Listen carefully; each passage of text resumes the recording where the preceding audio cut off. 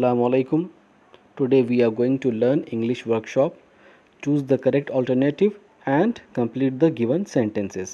नीचे मुतबादिल दिए हुए हैं, alternatives दिए हुए हैं, उनका इस्तेमाल करके we have to complete the blanks.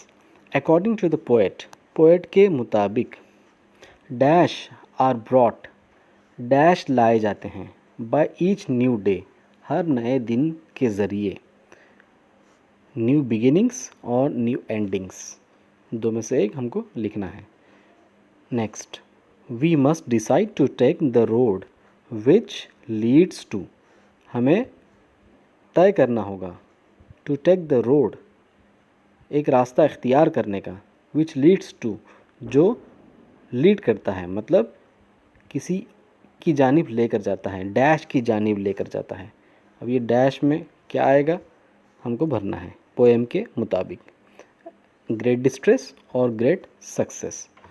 Now next, the poet prays to the Lord to help him stand for what is dash. Poet क्या कर रहा है? द पोएट प्रेज, दुआ कर रहा है खुदा से कि उसको गाइड करे. Stand him for what is dash, might और राइट, दो में से एक. The poet wants to see that his teenage years have been the dash years of his life. Best और worst, उसके लड़कपन के साल कैसे गुजरे.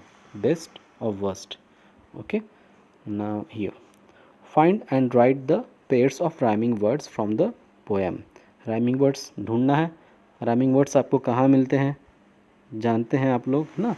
आपको कहाँ राइमिंग वर्ड्स कहाँ से तलाश करेंगे बोलो ज़रा. ये देखिए, हर लफ्ज़ के हर लाइन के आखिर में देखना. Beginnings, make, choose, take. तो इसमें से राइमिंग वर्ड कौन सा हो पहले स्टांजा में? मेक और टेक, ये दो राइमिंग वर्ड्स हुए. अभी आगे बढ़ते हैं. Third, what is the rhyme scheme of the poem? Choose the correct one from the following options. अभी राइम स्कीम क्या होता है? यहाँ देखो ऑप्शंस दिए हुए A B C D, A B C B और ए बी बी ए. तो इसको समझेंगे हम इस पोएम के ज़रिए. देखिए यहाँ पे हमें राइम स्कीम कैसे तलाश करना है, देखिए ज़रा. अब ये जो आखिरी लफ्ज़ है उसको पढ़ना है. Beginnings, make, choose, take. इसको एक नाम देंगे हम ए. अगर सेम आवाज़ रही बिगिनिंग्स और मेक तो उसको एक देंगे, सेम देंगे. अगर डिफरेंट हुआ तो डिफरेंट. अभी यहाँ पे डिफरेंट है, यहाँ पे हम बी दे रहे हैं. अगर फिर भी मतलब और एक लाइन पढ़ना है और एक वर्ड देखना है, चूज़. अब ये तीनों से डिफरेंट है, दोनों से डिफरेंट है, यहाँ पे सी लिखना है. अब टेक, अब ये किसी से मैच कर रहा है क्या? ए बी सी, तो ये मेक और टेक. तो यहाँ जो नंबर हमने दिया है वही नंबर यहाँ भी देंगे. तो इसकी राइम स्कीम हो गई ए बी सी बी. अब हम देखते हैं सेकेंड स्टांजा में वही है क्या. देखिए, लाइफ, सक्सेस, रोड, डिस्ट्रेस.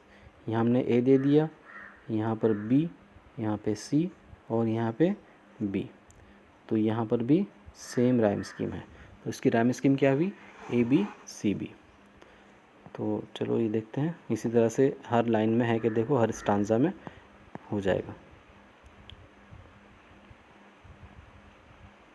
अभी हम आगे बढ़ते हैं. ये देखिए, match the lines in column A with the figures of speech in column B. Figures of speech क्या होते हैं?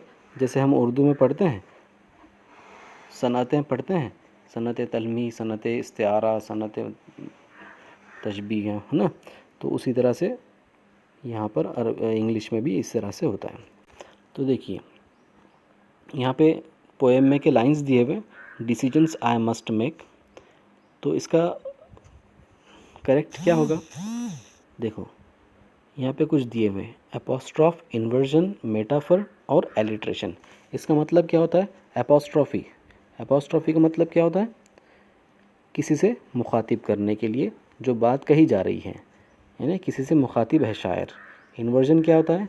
इन्वर्जन में जो जुमले की तरतीब होती है, सब्जेक्ट वर्ब ऑब्जेक्ट, उसके बग़ैर अगर कोई जुमले का इस्तेमाल कर रहा है पोएट, तो वहाँ पर इन्वर्जन। मेटाफर क्या होता है? बोलो। इस्तिआरा। मेटाफर क्या होता है? इस्तिआरा। इस्तिआरा क्या होता है? अभी हम किसी को किसी चीज़ से तशबीह दिए बगैर डायरेक्ट उस चीज़ का नाम जब लेते हैं, मतलब शायर, उसको इस्तिआरा, मेटाफर कहते हैं। एलिट्रेशन, एलिट्रेशन की डेफिनेशन यहाँ पे दी गई है। Alliteration is the occurrence of the same sound at the beginning of words in a phrase, sentence, etc. किसी भी लफ्ज़ के शुरू में अगर 2 या 3 बार आ रहा है सेम आवाज़, सेम साउंड, तो देखिए उसको एलिट्रेशन कहते हैं। Life lived it's best way, ल की जो आवाज़ है वो यहाँ पर सेम है। Life lived it's very best. Find out more examples of alliteration from other poems in your book. देखिए अब यहाँ पर मैच करना है हमें। डिसीजंस आई मस्ट मेक, ये क्या हो गया? इन्वर्जन हो गया। Okay. Please open up my eyes dear Lord, ये क्या हो गया? मुखातिब है किसी से, तो ये एपोस्ट्रॉफी हो गया।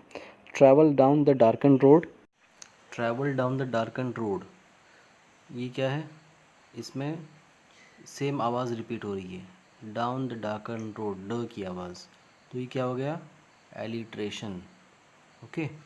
उसके बाद है I can choose to take the road of life. Road of life ये एक क्या हो गया? मेटाफर, यानी डायरेक्ट किसी चीज़ को बोल रहे हैं, जैसे कि सक्सेस है या फिर सही ज़िंदगी है, तो उसको रोड ऑफ लाइफ जो है डायरेक्ट उसको कहा गया है। ओके।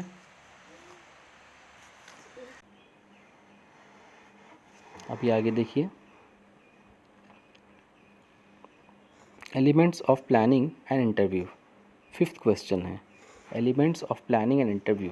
इंटरव्यू किस तरह से करते हैं, उसके एलिमेंट्स क्या क्या हैं। देखिए कभी भी इंटरव्यू लेते हैं तो किस तरह से हमको प्लान करना होता है। Form groups and discuss each element of planning and interview and prepare notes on each element. उसका फॉर्मेट, क्या फॉर्मेट होना चाहिए, इंटरव्यू का फॉर्मेट स्ट्रक्चर कैसा है हमारे जहन में रहना चाहिए। उसके बाद साइज़, लेंथ, हाउ मच, उसका साइज़ कितना है, मतलब बड़ा इंटरव्यू चलना है क्या थोड़ा चलना है ना, ज़्यादा, कितनी देर तक चलना है। Dos and don'ts, rules and regulations, अभी इसके अंदर किन किन चीज़ों का ख्याल रखें वो भी इसमें देखना होता है। टाइप्स ऑफ क्वेश्चंस, किस टाइप के क्वेश्चंस, सिर्फ यस नो क्वेश्चंस हों या WH टाइप क्वेश्चंस हों, किस टाइप के क्वेश्चंस इसमें होने ज़रूरी हैं, ये भी हमको देखना होता है। अभी हमें यहाँ पे एक टास्क दिया हुआ है, prepare a set of 10 questions to interview and interview any successful teenager, you may use the following guidelines. यहाँ पे हमको गाइडलाइन दी गई है, उसका इस्तेमाल करके हमें 10 सवालात बनाने के हैं। Standard templates of conducting an interview, अब यहाँ पे क्या क्या है देखो। नेम ऑफ द इंटरव्यूवी, जो इंटरव्यू है मतलब जो इंटरव्यू ले रहा है उसका नाम लिखना है, इंटरव्यूवी। और यहाँ पे नेम ऑफ द इंटरव्यूअर, जो इंटरव्यू दे रहा है। फिर टॉपिक क्या रहना चाहिए, personal, recent, sports, business, music, art, इसमें से कोई जो टॉपिक है, पर्सनल है, रिसेंट है, कोई एक टॉपिक पे हम इंटरव्यू ले सकते हैं। वेन्यू यानी जगह, किस जगह पर, स्टूडियो में है, टीवी चैनल पर है, ऑडिटोरियम हॉल है, एट्सेट्रा। फिर डेट, टाइम, ड्यूरेशन, ओके, कौन से तारीख को है, कौन से वक्त और ड्यूरेशन, ये हमको पहले भरना है। उसके बाद 10 सवालात हमको लिखने हैं। पहले यहाँ पर हमको ये फिल करना है फॉर्म, उसके बाद 10 सवालात बनाने के हैं। कैसे टाइप के सवालात बनाने के हैं देखो। 10 सवालात किस टाइप के हों। Mix up of yes no and WH questions. Yes no यानी ऐसे सवालात जिसका आंसर सिर्फ यस या नो में हो सकता है ऐसे, और फिर WH क्वेश्चन जैसे व्हाट, वेयर, हाउ, जो WH से स्टार्ट होते हैं, ऐसे सवालात हमें इसमें बनाने के हैं। Place a proper background before every question. हर सवाल से पहले एक अच्छा सा बैकग्राउंड यानी नक्शा खींच के रखना होता है। Conversation should sound like a real interview. एक असली इंटरव्यू चल रहा है इस तरह से कन्वर्सेशन यानी बातचीत का अंदाज़ होना चाहिए। Avoid very personal questions. जो बहुत ही पर्सनल क्वेश्चंस हैं, किसी का हम इंटरव्यू ले रहे हैं और वो पब्लिक होने वाला है वो, और उसको एकदम पर्सनल क्वेश्चंस पूछ के ना रखें। ओके, तो avoid very casual, cheap and vulgar language. एकदम से जो कैजुअल लैंग्वेज है यानी जैसे हम दोस्तों के साथ बात करते हैं ऐसी ज़ुबान है, या फिर चीप है, कोई ऐसे अल्फाज हैं जो सुनने में बेहुदा लगते हैं, या फिर वल्गर जो लैंग्वेज होती है ना। वल्गर लैंग्वेज यानी जो बेहयाई वाली ज़ुबान है, जैसे कि कुछ गालियाँ वगैरह जैसी अंदाज़ की ज़ुबान होती है, ऐसे ऐसे जुमले उसके अंदर ना हो तो ज़्यादा अच्छा है, नहीं होना चाहिए। तो कोशिश करेंगे कि 10 सवालात हम बनाकर दिखाएं। Next question, read the poem, right any appreciation of the write an appreciation of the poem in about 12 to 15 sentences with the help of the following points। देखो यहाँ पे पॉइंट्स लिखे गए हैं। टाइटल फर्स्ट है, उसका टाइटल हमको लिखना है, जो पोएम का टाइटल है वो, पोएट का नाम, राइम स्कीम, फेवरेट लाइन। अभी ये एग्ज़ाम्स में नहीं पूछा जाएगा। थीम, सेंट्रल आइडिया, उसका जो थीम है या सेंट्रल आइडिया है वो क्या है, और फिगर्स ऑफ स्पीच हमने अभी पढ़ा है कि एपोस्ट्रॉफी इसके अंदर है, एलिट्रेशन इसके अंदर है, और स्पेशल फीचर्स क्या हैं ये भी एग्ज़ाम में अभी पूछा नहीं जा रहा है, तो ये ना लिखें। और वाई आई डिसलाइक और लाइक और डिसलाइक द पोएम, ये भी हमको लिखने की ज़रूरत नहीं है। अगर प्रैक्टिस के लिए लिखते हैं तो अच्छी बात है, नॉलेज तो नॉलेज होता है। ओके, उसके बाद next, compose a short prayer in English is asking God to guide you in your teenage years.